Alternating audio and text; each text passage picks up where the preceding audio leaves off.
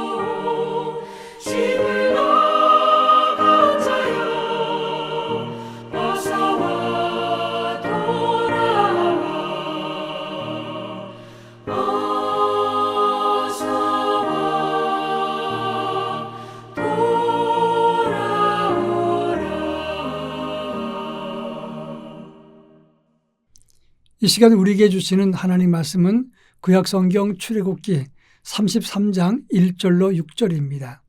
제가 하나님 말씀을 봉독합니다.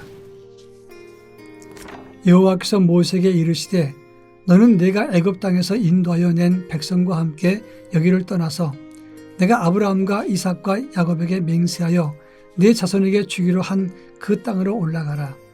내가 사자를 너보다 앞서 보내어 가나안 사람과 아모리 사람과 헷 사람과 브리스 사람과 히위 사람과 여부스 사람을 쫓아내고 너희를 젖과 꿀이 흐르는 땅에 이르게 하려니와 나는 너희와 함께 올라가지 아니하리니 너희는 목이 곧은 백성인즉 내가 길에서 너희를 진멸할까 염려함이라 하시니 백성이 이 준엄한 말씀을 듣고 슬퍼하여 한 사람도 자기의 몸을 단장하지 아니하니 여호와께서 모세에게 이르시기를 이스라엘 자손에게 이르라 너희는 목이 곧은 백성인즉 내가 한순간이라도 너희 가운데 이르면 너희를 진멸하리니 너희는 장신구를 떼어내라 그리하면 내가 너희에게 어떻게 할 것인지 정하게 하노라 하셨습니다.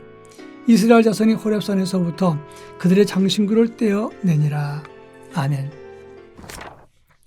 출애굽기를 읽으면 너무 어처구니 없고 어리석은 행동이 모세가 하나님의 언약의 두 돌비를 가지러 간 사이에 이스라엘 백성들이 금송아지를 섬긴 사건입니다. 분명히 이스라엘은 애굽에서 10가지 재앙을 봤습니다.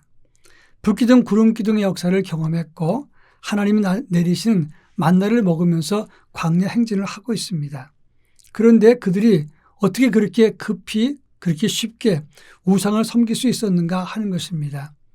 제가 오래전에 책을 봤는데 물고기의 지혜는 삼초라 이렇게 한 책을 봤습니다. 자기가 낚싯바늘을 물었다가 죽을 뻔했는데 간신히 그 낚싯바늘을 끊고 내려왔습니다. 그런데 3초 지나자 그 물고기는 다시 낚싯바늘을 물었습니다. 그래서 이 물고기의 기억력은 3초라 그런 이야기였습니다. 인생도 마찬가지입니다. 죄를 짓고 돌아서면 그렇게 큰 고통 속에 있었으면 돌아와야 되는데 조금 지나면 다시 또 그 죄를 반복하는 것이 인생이라고 하는 점입니다. 아무튼 이스라엘 백성들은 하나님의 큰 기적을 많이 봐놓고도 이 모세가 없었을 때 금송아지를 섬겼습니다. 그때 하나님이 진노하셔서 두 가지 일을 행하셨습니다. 첫째는 출애굽기 32장 25절로 35절에 보면 방자하게 행하면서 금송아지를 섬겼던 그래서 원수에게 조롱거리가 되었던 이스라엘 사람들은 동족들에게 죽임을 당했다고 하는 것입니다. 그런가 하면 오늘 본문 33장 1절부터 5절까지 해서 하나님은 모세에게 이렇게 말합니다. 너는 이 백성을 이끌고 약속의 땅으로 가라. 내가 사자를 보내서 가나안 사람들을 쫓아내고 너희를 가나안 땅에 들어가게 할 것이다. 그러나 나는 너희와 함께 올라가지 않겠다. 이 말은 내가 너희와 동행하기를 거부한다 그런 뜻입니다. 너희는 목이 곧은 백성인즉 내가 너희를 길에서 진멸할까 염려하기 때문이다. 이렇게 말씀했습니다. 이 말씀은 이스라엘 백성들에겐 폭탄 선언과 같은 것입니다. 하나님이 이스라엘과 동행하지 않겠다면 이스라엘의 운명은 어떻게 되겠습니까?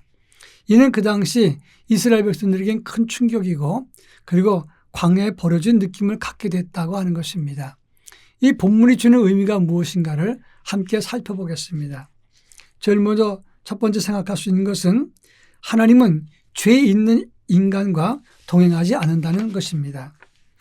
오늘 3절에 보면 너희는 목이 곧은 백성이라 그랬는데 목이 곧은 백성이라는 뜻은 목을 뻣뻣이 지켜 세운 사람이라 이런 뜻입니다.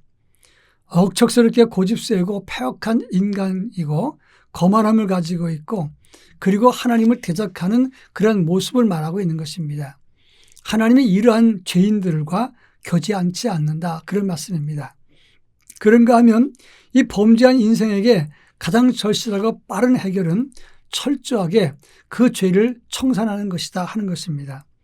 오늘 5절 하반절에 보면 너희는 장신구를 떼라 이렇게 말씀했습니다. 6절에 보니까 그들이 장신구를 떼어서 내니라 이렇게 말했습니다. 왜 하나님은 장신구를 떼라고 말씀하셨을까요? 이 장신구라고 하는 것은 고대 근동지방의 여인들의 장식품을 말하는 겁니다. 팔찌, 귀걸이, 목걸이, 그리고 반지 이런 것들입니다. 그런데 중요한 것은 바로 그 당시에 고대 근동지방의 사람들은 여인의 장신구에 우상 형상을 새겨놨다고 하는 겁니다. 그러면서 마치 부적처럼 목에도 걸고 귀에도 걸고 팔에도 끼고 반지에 끼고 이런 것처럼 지녔던 겁니다. 아마도 이스라엘 백성들이 출애굽을 할 때 애굽 사람들에게 은금 보화를 많이 가지고 나갔는데 그때 함께 들어왔던 그 은금 보화 중에 우상에 새겨진 것들이 많았다고 하는 것입니다. 그것들을 의지하다가 이스라엘 백성들이 금송아지까지 섬기게 된 것입니다. 이것들을 떼어내라. 이 말은 야라드라는 단어인데 끌어내리고 이 단장품들을 다 내던지라 이런 뜻입니다. 죄라고 하는 것은 이렇게 은연중에 우리에게 묻어들어올 수 있는 것인데 빨리 해결하지 않으면 죄가 커져서 우리 자신과 가정과 공동체를 무너지게 만든다고 하는 점입니다. 그리고 마지막 세 번째로는 하나님의 징계의 목적은 죄인을 진멸시키는 게 아니라고 하는 것이고 돌아오기를 원하신다고 하는 것입니다. 하나님이 내가 너희와 함께 올라가지 않겠다. 이 말은 자체가 이스라엘 백성들에게 징계를 내린 것입니다. 내가 너희와 함께 하지 않겠다. 이 말은 결별 선언인데 가장 무서운 징계인 것입니다. 그런데 이 이야기를 듣고 7절부터 16절 보면 모세는 진 밖에 장막을 치고 끈질기게 하나님 앞에 기도합니다. 첫 번째는 회개했고 두 번째로는 용서를 구했고 세 번째로는 그 어리석은 이스라엘 백성들을 위해서 중보 기도를 했고 네 번째로는 간절하게 하나님의 도우심을 요청했던 것입니다. 그런데 하나님은 17절로 23절에 보면 그들과 동행하겠다. 내가 다시 너희와 언약을 맺고 그 언약을 회복시키겠다 말씀하여 주십니다. 이것은 하나님이 이스라엘을 잔멸시킬 목적으로 징계하시는 것이 아니라 돌이키실 목적으로 징계하셨다는 것을 말하는 것입니다. 우리는 죄인이 돼서 하나님의 영이 떠난 사람입니다. 그렇지만 예수 그리스도를 통해서 하나님의 은혜를 입고 구원받은 사람이 되었습니다. 그런데 다시 하나님의 영이 떠나는 사람처럼 살아서는 안 되는 것이다 그런 말입니다. 바라기는 모세처럼 하나님의 영이 돌아오게 하는 믿음의 사람으로 세워져서 자기와 자기 가족과 그리고 동족과 백성들을 살리는 하나님의 도구가 될 수 있기를 바랍니다.